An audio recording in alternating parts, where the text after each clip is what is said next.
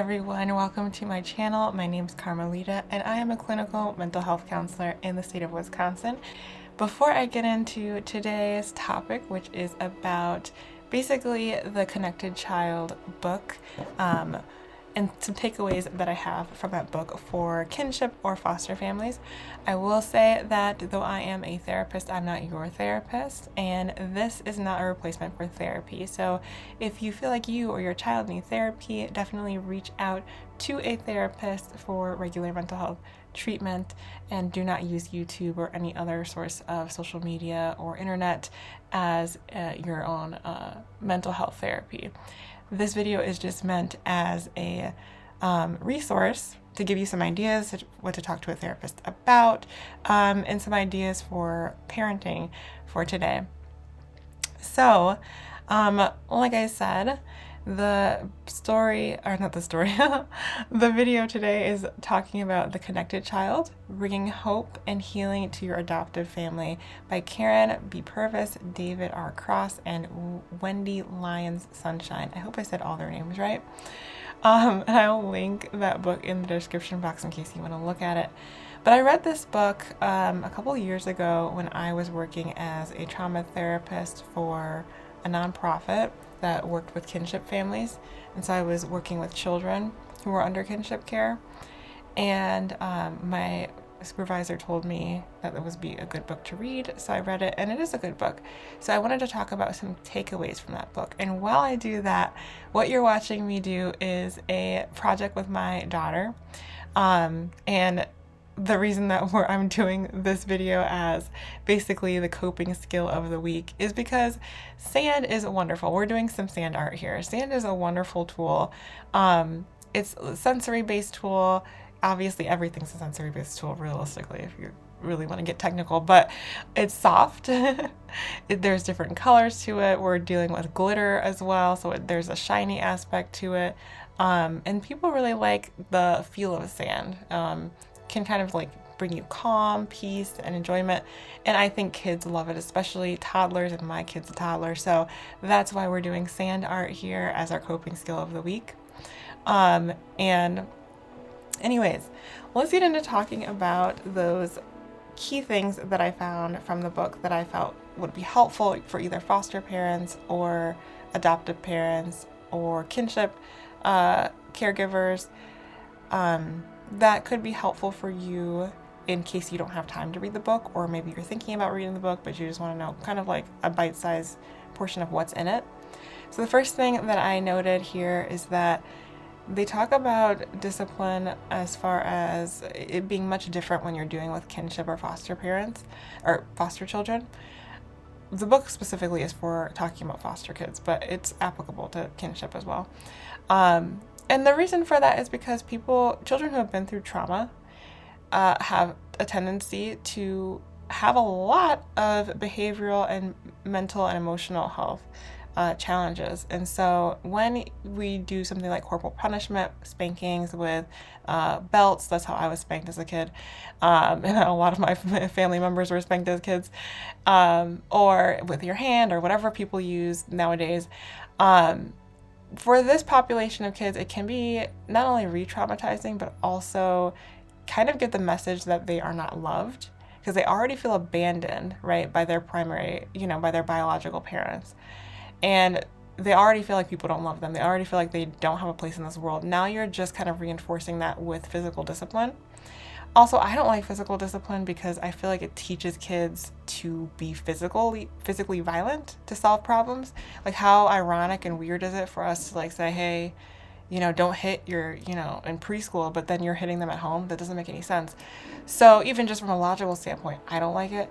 But talking about timeouts specifically here in this book, it was saying that the timeouts are not just, them taking a timeout and whatever. It's a little bit different for this population of kids. What they say to do is to have the child near you during the timeout. And that's kind of just trying to reinforce that you love them and that you're trying to build a relationship with them and that they can trust you. When you put a child that's been through trauma in a timeout, away from you. You're kind of like giving the message that I don't love you, or I don't want you around me, or you're a problem. And that's stuff that they've already heard in their lives, whether it be directly or indirectly from other caregivers, even their biological parents.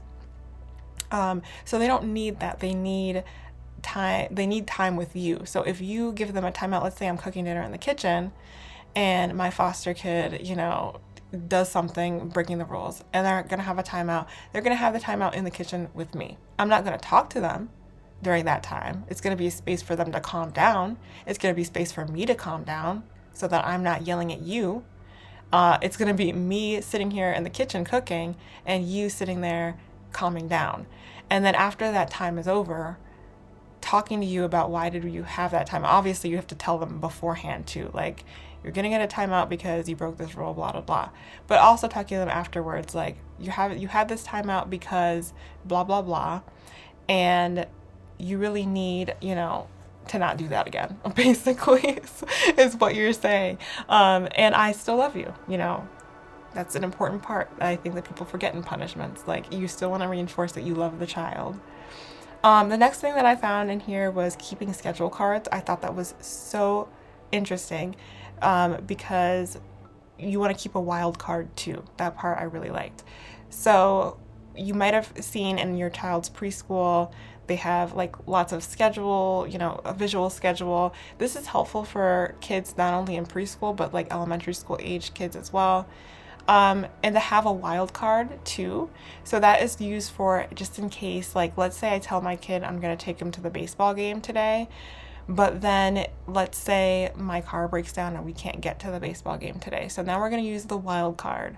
That means something unexpected has happened, something out of my control, but we can adapt and figure it out. Whether that means we're not going to the baseball game today and we're going to have to go a different day, or that means that we can go, but we're just going to be late because we have to figure out a different way of getting there.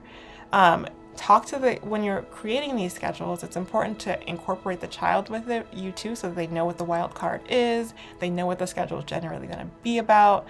Personally, I don't use schedules with my kids only because they don't really need it. They kind of get the routine because they've grown up in a stable household, thank the Lord. We are able to provide that to them. Not every family is, and especially foster kids, they don't have that stability. So that's why having those schedules and then having wildcard options for when schedules go haywire is so important, because it gives them a sense of stability and predictability in their day, even when things get unpredictable. The third one is using quality time, not only as a reward, but as part of your daily routine. And so a lot of times what kinship parents would used to tell me is that, like, well, we go shopping together, we go grocery shopping together, and we do, this and that. And yeah, those can be ways of spending quality time. I'm not negating those things at all.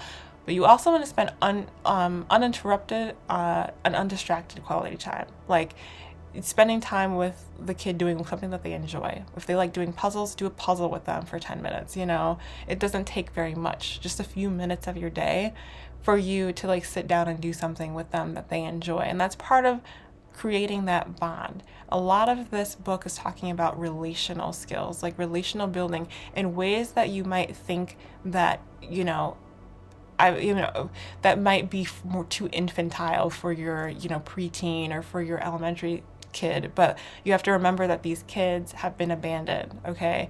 Or their parent has died or something, or they're incarcerated. Like, it's not as simple as just like, oh, well, you're 8, you shouldn't have to have all of my attention like that. Like, no, their emotional skills are still very much infantile. And so they need that kind of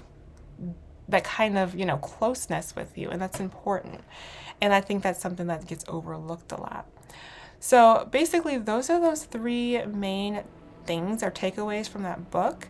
The Connected Child, bringing hope and healing to your adoptive family. So hopefully you found some of these tips helpful for you. If you do, I encourage you to read the book. If you're a foster parent or a kinship parent, or you're thinking about becoming one, definitely read this book. It's a great resource to have.